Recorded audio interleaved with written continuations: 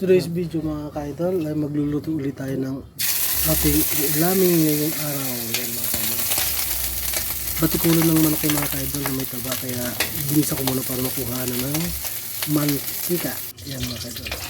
Nung nakuha ko na silang mantika mga ka-idol, binisa ko na po ang bawang, sibuyas, at ang nagpapasarap sa manok ay luya. I-ano natin yan mga igigisa natin hanggang maging kulay brown para sumarap yung ating adobong native na manok mga ka-idol. Yan, kulay brown na mga ka-idol, kaya ilalagay na natin ang ating karne ng manok. Sambuo po yun mga ka-idol. Native po yung mga ka-idol. I-adobo naman natin sa mga ka-idol ngayon.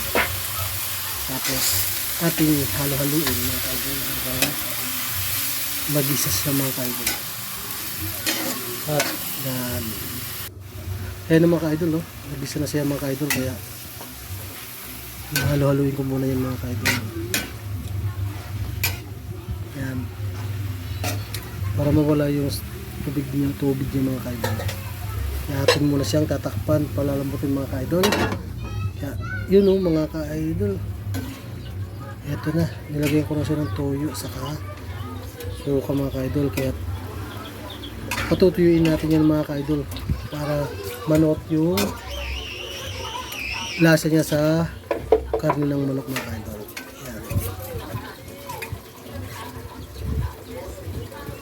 Yan ang mga kalodi, yan ang luto na, oh.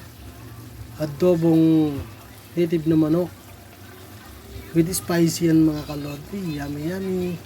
At mga ka-idol, huwag kalimutan mag-like, mag-comment para masundan ko kayo mga ka-idol. Salamat sa manonood. Bye bye.